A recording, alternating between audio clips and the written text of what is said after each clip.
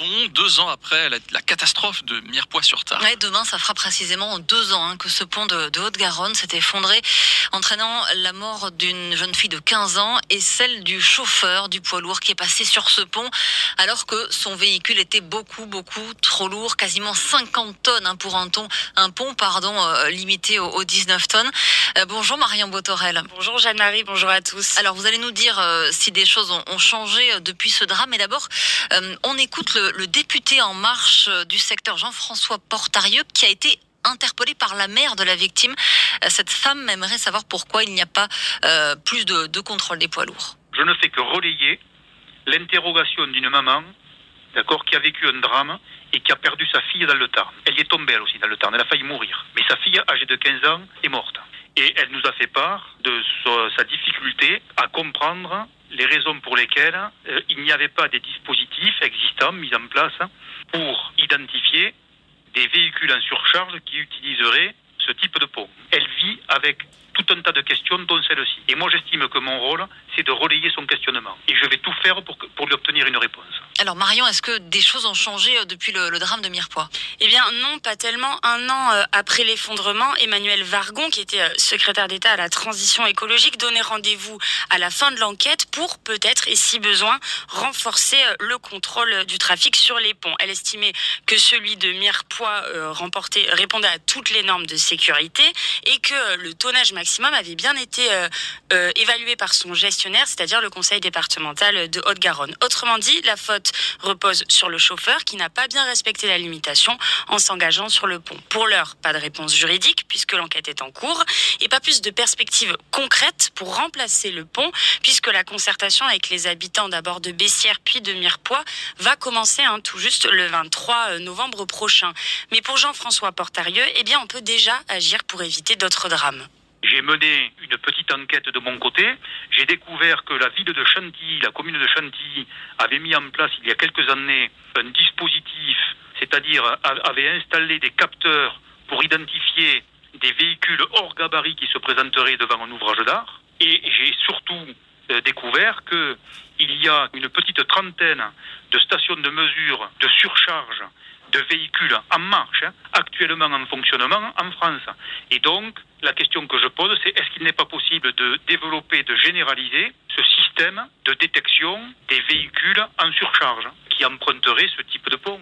Des capteurs qui n'ont pour l'instant pas encore été installés sur des ponts. Et si la famille Marion de la victime interpelle aujourd'hui le gouvernement, c'est parce qu'il y a un autre pont qui inquiète chez nous, celui de Gagnac-sur-Garonne. Oui, et je m'y suis rendue hier. C'est un pont qui sépare la ville de Seille en enjambant la Garonne. Le problème, c'est qu'il est saturé, ce pont, et puis qu'il commence à être vieux. Il a été construit en 1964, donc il est fragile. Et c'est vrai qu'en quelques minutes à peine, même pas en heure de pointe, on est rapidement impressionné par le trafic. On voit plusieurs camions qui s'engagent à la suite sur le pont et sans respecter l'espacement minimal de 50 mètres entre deux véhicules, une obligation qui est rappelée par des panneaux en tout début de pont à chaque fois qu'on s'y engage.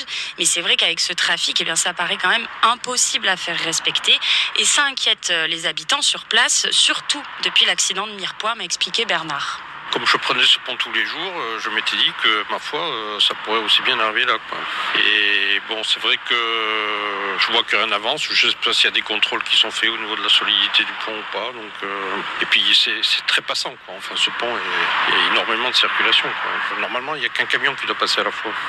Et bon, c'est pas respecté. Et puis, comme ce pont est embouteillé, quand les camions sont engagés, de toute façon, c'est difficile de faire respecter la distance, Depuis, effectivement, qu'il y avait l'accident, je faisais attention, C'est-à-dire comment j'y passe, je me dis à la grâce de Dieu, mais bon, on pense toujours que ça sera pour les autres, pas pour nous, voilà. Et ces inquiétudes, Marion, elles sont partagées par d'autres riverains ? En tout cas, par tous les habitants rencontrés sur place, oui, et il y a danger selon les derniers chiffres, estime toujours le député Jean-François Portarieux. Le pont de Gagnac est mis en service pour une fréquentation quotidienne de 6 000 véhicules jour. Nous sommes aujourd'hui à plus de 20 000 véhicules jour, dont 800 poids lourds. Il n'y a pas besoin d'être diplômé de l'École nationale des ponts et chaussées pour se dire que là, il faut quand même y regarder à 2 fois. Et s'ils savent qu'ils dépassent le tonnage maximum sur ces ponts, ça n'empêche pas certains conducteurs de poids lourds de s'y engager quand même. C'est ce qu'explique Laetitia, elle aussi rencontrée à Gagnac. Son mari conduit des poids lourds. Je pense que oui, ça mériterait d'être contrôlé. Mon conjoint était bien informé et me disait qu'effectivement, quelquefois, il sait qu'il a des collègues ou des gens de sa profession qui passent sur des ponts alors qu'ils ne devraient pas. Donc voilà, je sais que c'est un secteur d'activité où il est nécessaire d'effectuer des contrôles rigoureux. Il faut contrôler tous les ponts. Donc Marion, malgré le drame de Mirepoix et cette peur des habitants, rien n'a été fait pour ce pont de Gagnac. Alors, si, en tout cas, c'est ce que dit la mairie, c'est pas eux qui ont la gestion du pont, c'est la métropole. Mais depuis une semaine, il y a de la vidéosurveillance qui a été installée sur le pont de Gagnac pour contrôler le passage des camions sur le pont. Alors, il faut être attentif pour les apercevoir, mais la mairie assure que ça fonctionne et pas d'inquiétude non plus sur la sécurité du pont, d'après les dernières expertises. Ce pont, il devrait être à l'avenir moins emprunté puisqu'un nouveau pont va être construit pour le désengorger, vraisemblablement à Castelnau d'Estrétefond, mais pas avant 2030. D'ici là, la famille qui a interpellé par le député Jean-François Portarieux, le gouvernement, espère que le gouvernement agira concrètement sur le contrôle du trafic sur les ponts. Merci Marion Botorel. Dossier complet sur la sécurité des ponts dans notre région 2 ans après la catastrophe de Mirepoix-sur-Tende qui sera à relire dans la matinée sur francebleu.fr.